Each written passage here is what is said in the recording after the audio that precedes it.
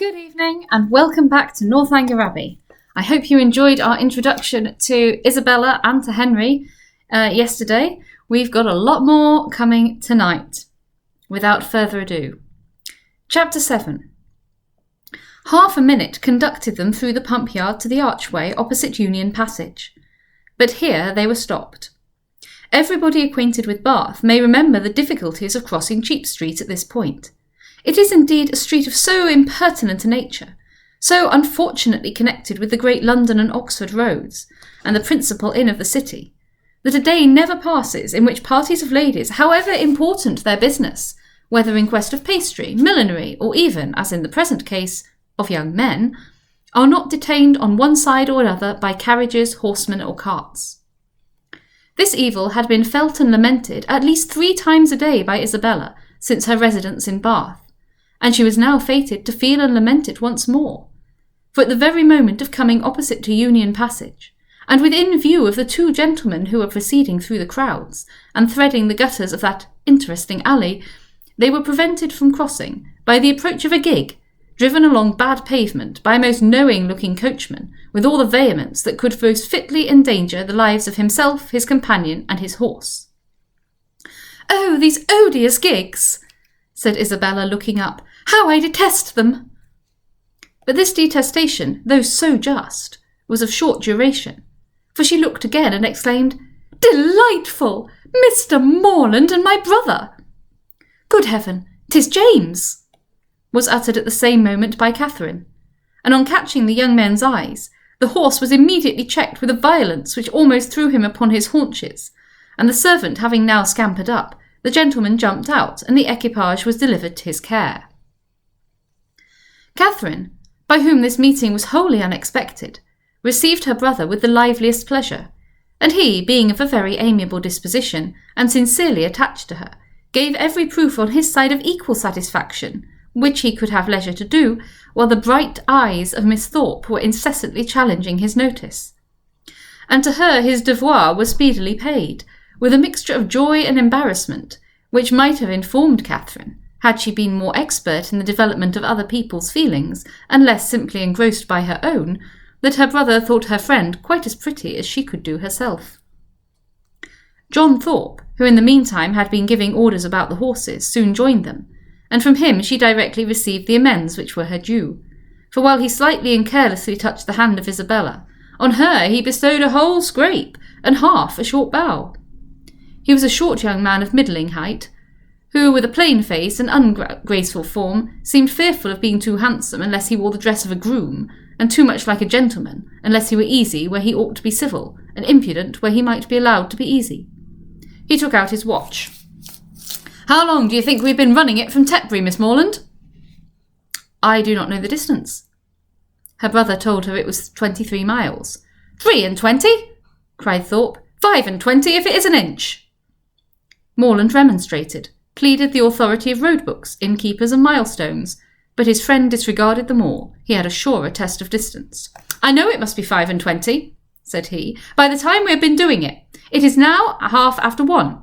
We drove out of the inn yard at Tetbury as the town clock struck 11, and I defy any man in England to make my horse go less than 10 miles an hour in harness. That makes it exactly 25. "You've lost an hour," said Morland. "It was only 10 o'clock when we came from Tetbury." 10 o'clock? It was 11, upon my soul. I counted every stroke. This brother of yours would persuade me out of my senses, Miss Morland. Do but look at my horse. Did you ever see an animal so made for speed in your life?" The servant had just mounted the carriage and was driving off. "Such true blood! 3 hours and a half, indeed, coming only 23 miles. Look at that creature and suppose it possible if you can." "He does look very hot, to be sure." "Hot? He had not turned a hair till we came to Walcot Church. But look at his forehand. Look at his loins. Only see how he moves. This horse cannot go less than 10 miles an hour. Tie his legs and he will get on. What do you think of my gig, Miss Morland? A neat one, is it not? Well hung. Town built. I have not had it a month. It was built for a Christchurch man, friend of mine. Very good sort of fellow. He ran it a few weeks till I believe it was convenient to have done with it. I happened just then to be looking out for some like kind of thing, though I had pretty well determined on a curricle too, but I chanced to meet him on Magdalen Bridge, as he was driving into Oxford last term. "Ah, Thorpe," said he, "do you happen to want such a little thing as this? It's a capital one of the kind, but I'm cursed tired of it." "Oh, damn," says I am your man, what do you ask?" "And how much do you think he did, Miss Morland?" "I'm sure I cannot guess at all." "Curricle hung, you see. Seat, trunk, sword case, splashing board, lamps, silver mounting, all you see complete. The ironwork as good as new, or better. He asked 50 guineas. I closed with him directly, threw down the money, and the carriage was mine." "And I am sure," said Catherine, "I know so little of such things that I cannot judge whether it was cheap or dear." "Neither one nor t'other. I might have got it for less, I dare say, but I hate haggling, and poor Freeman wanted cash." "That was very good-natured of you," said Catherine, quite pleased. "Oh, damn it, when one has the means of doing a kind thing by a friend, I hate to be pitiful." An inquiry now took place into the intended movements of the young ladies, and on finding whither they were going, it was decided that the gentlemen should accompany them to Edgar's Buildings and pay their respects to Mrs. Thorpe. James and Isabella led the way, and so well satisfied was the latter with her lot, so contentedly was she endeavouring to ensure a pleasant walk to him who brought the double recommendation of being her brother's friend and her friend's brother, so pure and uncoquettish were her feelings, that though they overtook and passed the two offending young men in Milsom Street, she was so far from seeking to attract their notice that she looked back at them only 3 times. John Thorpe kept, of course, with Catherine, and after a few minutes' silence renewed the conversation about his gig. "You will find, however, Miss Morland, it will be reckoned a cheap thing by some people, for I might have sold it for 10 guineas more the next day. Jackson of Oriel bid me 60 at once. Morland was with me at the time." "Yes," said Morland, who overheard this, "but you forget that your horse was included." "My horse? Oh, damn it, I would not sell my horse for 100. Are you fond of an open carriage, Miss Morland?" "Yes, very. I have hardly ever had an opportunity of being in one, but I am particularly fond of it." "I'm glad of it. I'll drive you out in mine every day." "Thank you," said Catherine, in some distress from a doubt of the propriety of accepting such an offer. "I'll drive you up Lansdowne Hill tomorrow." "Thank you, but will not your horse want rest?" "Rest? He's only come 23 miles today. All nonsense. Nothing ruins horses so much as rest. Nothing knocks them up so soon. No, I shall exercise mine at the average of 4 hours every day while I'm here." "Shall you indeed?" said Catherine very seriously. "That will be 40 miles a day." 40? Aye, 50 for what I care. Well, I'll drive you up Lansdowne tomorrow. Mind, I'm engaged." "How delightful that will be!" cried Isabella, turning round. "My dearest Catherine, I quite envy you, but I'm afraid, brother, you will not have room for a third." "A third, indeed. No, I did not come to Bath to drive my sisters about. That'd be a good joke, faith. Morland must take care of you." This brought on a dialogue of civilities between the other two, but Catherine heard neither the particulars nor the result. Her companion's discourse now sunk from its hitherto animated pitch to nothing more than a short decisive sentence of praise or condemnation on the face of every woman they met, and Catherine, after listening and agreeing as long as she could, with all the civility and deference of a youthful female mind, fearful of hazarding an opinion of its own in opposition to that of a self-assured man, especially where the beauty of her own sex is concerned, ventured at length to vary the subject by a question which had been long uppermost in her thoughts. It was, "Have you ever read Udolpho, Mr. Thorpe?" "Udolpho? Oh, Lord, not I. I never read novels. I've something else to do." Catherine, humbled and ashamed, was going to apologise for her question, but he prevented her by saying, "Novels are also full of nonsense and stuff. There has not been a tolerably decent one come out since Tom Jones, except The Monk. I read that t'other day, but as for the others, they were the stupidest things in creation." "I think you must like Udolpho if you were to read it. It is so very interesting." "Not I, faith. No, if I read any, it shall be Mrs. Radcliffe's. Her novels are amusing enough. They're worth reading. Some fun and nature in them." "Udolpho was written by Mrs. Radcliffe," said Catherine, with some hesitation, from the fear of mortifying him. "No, sure, was it? Aye, I remember, so it was. I was thinking of that other stupid book, written by that woman they make such a fuss about, she who married the French emigrant." "I suppose you mean Camilla?" "Yes, that's the book. Such unnatural stuff. An old man playing at seesaw. I took up the first volume once and looked it over, but I soon found it would not do. Indeed, I guessed what sort of stuff it must be before I saw it. As soon as I'd heard she'd married an emigrant, I was sure I should never be able to get through it." "I've never read it." "You had no loss, I assure you. It's the horridest nonsense you can imagine. There's nothing in the world in it but an old man's playing at seesaw and learning Latin. Upon my soul, there's not." This critique, the justness of which was unfortunately lost on poor Catherine, brought them to the door of Mrs. Thorpe's lodgings, and the feelings of the discerning and unprejudiced reader of Camilla gave way to the feelings of the dutiful and affectionate son, as they met Mrs. Thorpe, who had descried them from above, in the passage. "Ah, mother, how do you do?" said he, giving her a hearty shake of the hand. "Where'd you get that quiz of a hat? Makes you look like an old witch. Here is Morland and I come to stay a few days with you, so you must look out for a couple of good beds somewhere near."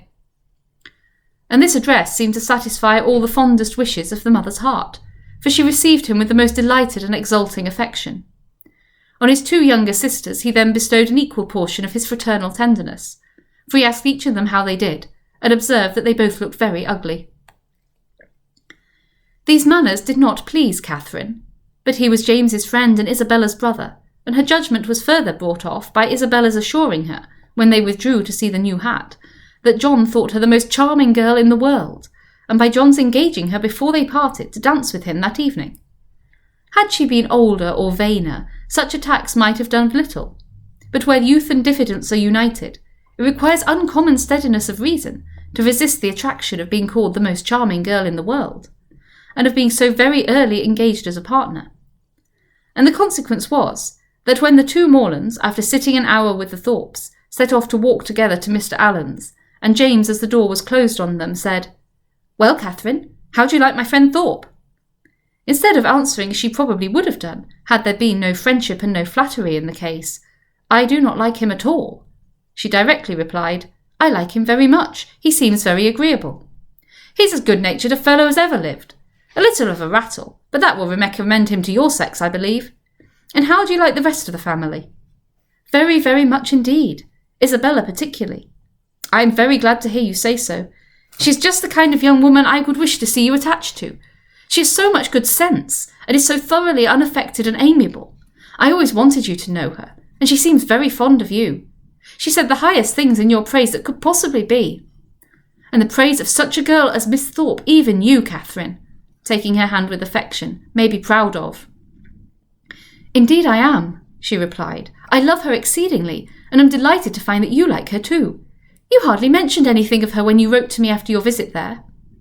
"Because I thought I should see you soon myself. I hope you'll be a great deal together while you're in Bath. She's a most amiable girl, such a superior understanding. How fond all the family are of her. She's evidently the general favourite. And how much she must be admired in such a place as this, is not she?" "Yes, very much indeed, I fancy. Mr. Allen thinks her the prettiest girl in Bath." "I dare say he does, and I do not know any man who is a better judge of beauty than Mr. Allen. I need not ask you whether you're happy here, my dear Catherine. With such a companion and friend as Isabella Thorpe, it'd be impossible for you to be otherwise. And the Allens, I'm sure, are very kind of you." "Yes, very kind.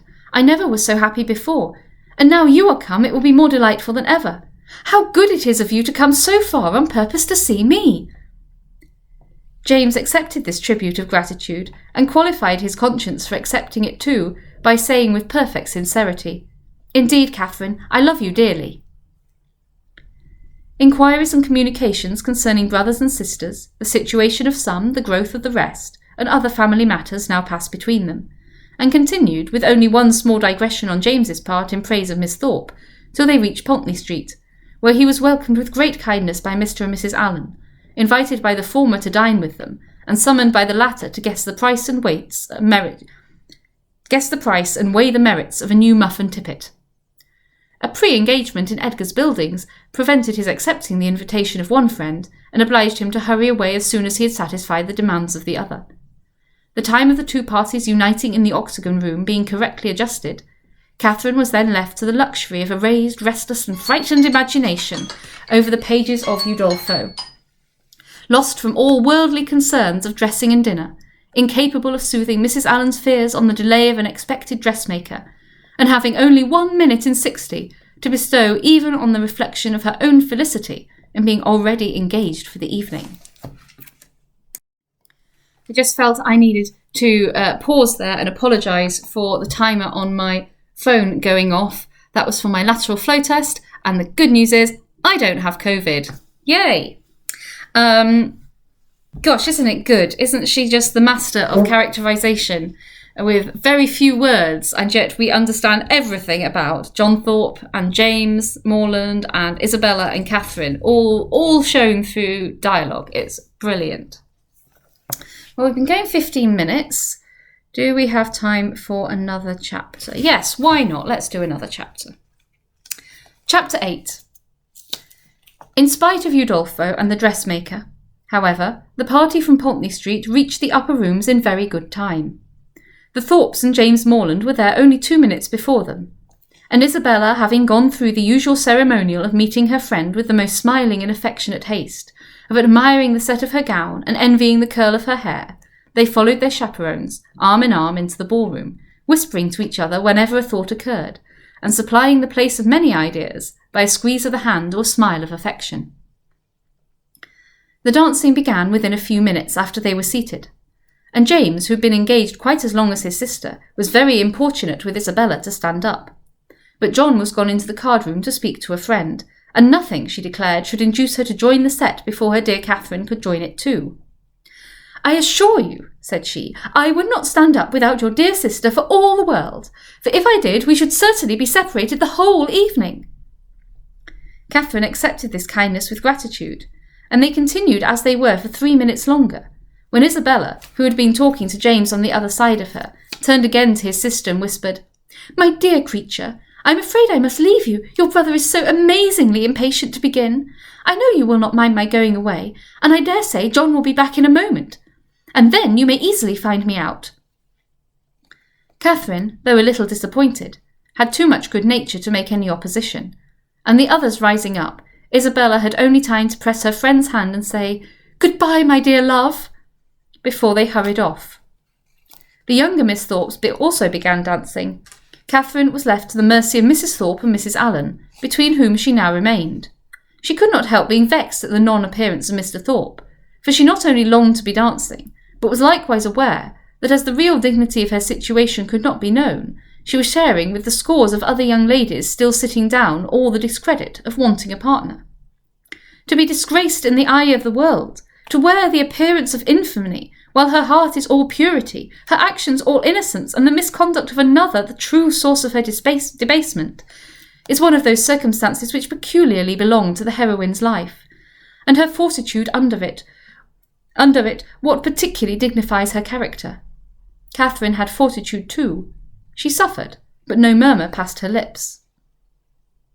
From this state of humiliation, she was roused at the end of 10 minutes, to a pleasanter feeling, by seeing not Mr. Thorpe, but Mr. Tilney, within 3 yards of the place where they sat. He seemed to be moving that way, but he did not see her, and therefore the smile and the blush which his sudden reappearance raised in Catherine passed away without sullying her heroic importance. He looked as handsome and as lively as ever, and was talking with interest to a fashionable and pleasing-looking young woman who leant on his arm, and whom Catherine immediately guessed to be his sister, thus unthinkingly throwing away a fair opportunity of considering him lost to her for ever by being married already. But guided only by what was simple and probable, it had never entered her head that Mr. Tilney could be married. He had not behaved, he had not talked like the married men to whom she had been used. He had never mentioned a wife, and he had acknowledged a sister. From these circumstances sprang the instant conclusion of his sister's now being by his side, and therefore, instead of turning of a death-like paleness and falling into a fit on Mrs. Allen's bosom, Catherine sat erect, in the perfect use of her senses, and with cheeks only a little redder than usual. Mr. Tilney and his companion, who continued, though slowly, to approach, were immediately preceded by a lady, an acquaintance of Mrs. Thorpe, and this lady stopping to speak to her, they, as belonging to her, stopped likewise, and Catherine, catching Mr. Tilney's eye, instantly received from him the smiling tribute of recognition. She returned it with pleasure, and then advancing still nearer, he spoke both to her and Mrs. Allen, by whom he was very civilly acknowledged. "I am very happy to see you again, sir. Indeed, I was afraid you had left Bath." He thanked her for her fears, and said that he had quitted it for a week, on the very morning after his having had the pleasure of seeing her. "Well, sir, and I dare say you are not sorry to be back again, for it is just the place for young people, and indeed for everybody else too. I tell Mr. Allen when he talks of being sick of it that I am sure he should not complain, for it is so very agreeable a place that it is much better to be here than at home at this dull time of the year. I tell him he is quite in luck to be sent here for his health. And I hope, madam, that Mr. Allen will be obliged to like the place, from finding it of service to him. Thank you, sir, I have no doubt that he will. A neighbour of ours, Dr. Skinner, was here for his health last winter, and came away quite stout. That circumstance must give great encouragement. Yes, sir, and Dr. Skinner and his family were here 3 months, so I tell Mr. Allen he must not be in a hurry to get away. Here they were interrupted by a request from Mrs. Thorpe to Mrs. Allen that she would move a little to accommodate Mrs. Hughes and Miss Tilney with seats, as they had agreed to join their party. This was accordingly done, Mr. Tilney still continuing to stand before them, and after a few minutes' consideration, he asked Catherine to dance with him. This compliment, delightful as it was, produced severe mortification to the lady, and in giving her denial she expressed her sorrow on the occasion so very much as if she really felt it, that had Thorpe, who joined her just afterwards, been half a minute earlier, he might have thought her sufferings rather too acute. The very easy manner in which he then told her that he had kept her waiting did not by any means reconcile her more to her lot, nor did the particulars which he entered into while they were standing up, of the horses and dogs of the friend whom he had just left, and of a proposed exchange of terriers between them, interest her so much as to prevent her looking very often towards that part of the room where she had left Mr. Tilney. Of her dear Isabella, to whom she particularly longed to point out that gentleman, she could see nothing. They were in different sets. She was separated from all her party, and away from all her acquaintance. One mortification succeeded another, and from the whole she deduced this useful lesson, that to go previously engaged to a ball does not necessarily increase either the dignity or enjoyment of a young lady. From such a moralizing strain as this, she was suddenly roused by a touch on the shoulder, and turning round perceived Mrs. Hughes directly behind her, attended by Miss Tilney and a gentleman. "I beg your pardon, Miss Morland," said she, "for this liberty, but I cannot anyhow get to Miss Thorpe, and Mrs. Thorpe said she was sure you would not have the least objection to letting in this young lady by you." Mrs. Hughes could not have applied to any creature in the room more happy to oblige her than Miss Catherine. The young ladies were introduced to each other, Miss Tilney expressing a proper sense of such goodness, Miss Morland with the real delicacy of a generous mind making light of the obligation, and Mrs. Hughes, satisfied with having so respectfully settled her young charge, returned to her party. Miss Tilney had a good figure, a pretty face, and a very agreeable countenance, and her air, though it had not all the decided pretension, the resolute stylishness of Miss Thorpe's, had more real elegance. Her manners showed good sense and good breeding. They were neither shy nor affectedly open, and she seemed capable of being young, attractive, and at a ball, without wanting to fix the attention of every man near her, and without exaggerated feelings of ecstatic delight or inconceivable vexation on every little trifling occurrence. Catherine, interested at once by her appearance and her relationship to Mr. Tilney, was desirous of being acquainted with her, and readily talked, therefore, whenever she could think of anything to say, and had courage and leisure for saying it.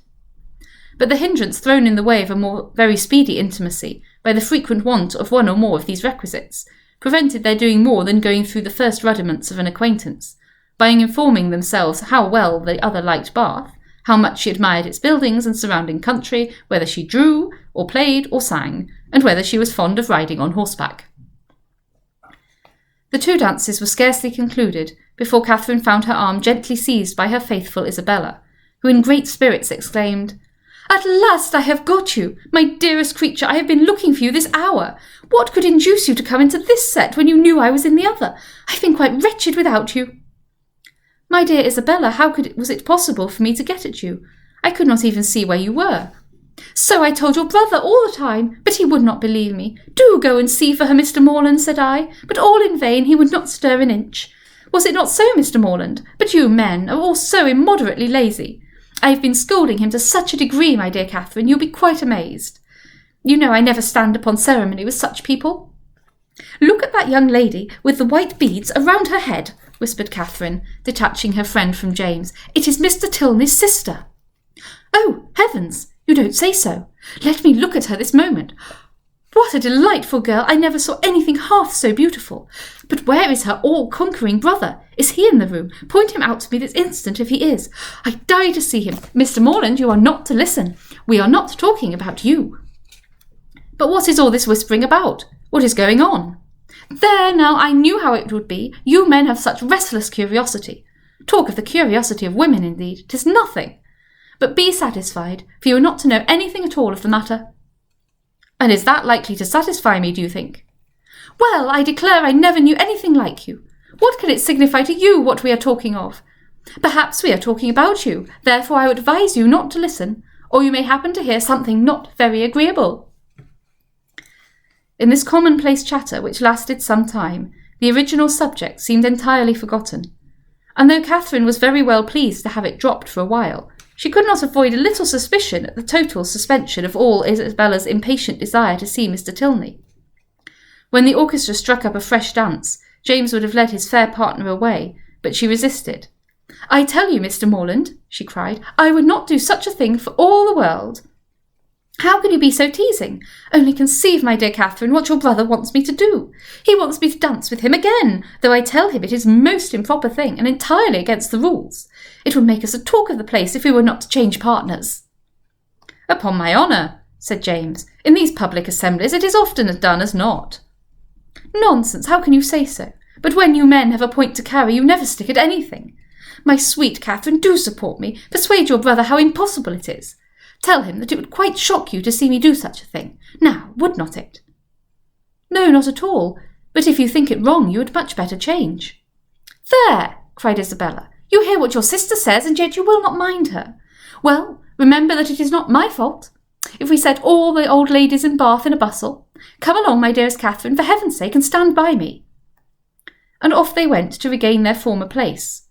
John Thorpe, in the meanwhile, had walked away, and Catherine, ever willing to give Mr. Tilney an opportunity of repeating the agreeable request which he had already flattered her once with, made her way to Mrs. Allen and Mrs. Thorpe as fast as she could, in the hope of finding him still with them. A hope which, when it proved to be fruitless, she felt to have been highly unreasonable. Well, my dear, said Mrs. Thorpe, impatient for praise of her son, I hope you have had an agreeable partner. Very agreeable, madam. I'm glad of it. John has charming spirits, has he not? Did you meet Mr. Tilney, my dear? Said Mrs. Allen. No, where is he? He was with us just now and said he was so tired of lounging about that he was resolved to go and dance, so I thought perhaps he would ask you if he met with you. Where can he be? Said Catherine, looking round, but she had not looked round long before she saw him leading a young lady to the dance. Ah, he has got a partner. I wish he had asked you, said Mrs. Allen, and after a short silence she added, He is a very agreeable young man. Indeed he is, Mrs. Allen, said Mrs. Thorpe, smiling complacently. I must say, though I am his mother, that there is not a more agreeable young man in the world. This inapplicable answer might have been too much for the comprehension of many, but it did not puzzle Mrs. Allen, for after only a moment's consideration she said in a whisper to Catherine, I dare say she thought I was speaking of her son. Catherine was disappointed and vexed. She seemed to have missed by so very little the very object she had had in view, and this persuasion did not incline her to a very gracious reply when John Thorpe came up to her soon afterwards and said, Well, Miss Morland, I suppose you and I are to stand up and jig it together again. Oh, no, I am much obliged to you. Our 2 dances are over, and besides, I am tired, and do not mean to dance any more. Do not you? Then let us walk about and quiz people. Come along with me, and I will show you the 4 greatest quizzes in the room, my 2 younger sisters and their partners. I've been laughing at them this half-hour. Again Catherine excused herself, and at last he walked off to quiz his sisters by himself. The rest of the evening she found very dull. Mr. Tilney was drawn away from their party at tea to attend that of his partner. Miss Tilney, though belonging to it, did not sit near her, and James and Isabella were so much engaged in conversing together that the latter had no leisure to bestow more on her friend than one smile, one squeeze, and one, Dearest Catherine. I find myself, it's been years since I read Northanger Abbey properly. I just find myself really recognising all the characters. Maybe it's because I've lived longer, but I really feel like I have met all of these people, or versions of them. And I just feel immensely frustrated with Isabella and James. I I just feel like you see that so often, this kind of flirtation and the gullible blind men who fall for it. And it's anyway, it's the skill of Jane Austen in portraying characters and types and interactions that just never get old. They never get old. And I shall leave you with that. Have a lovely evening.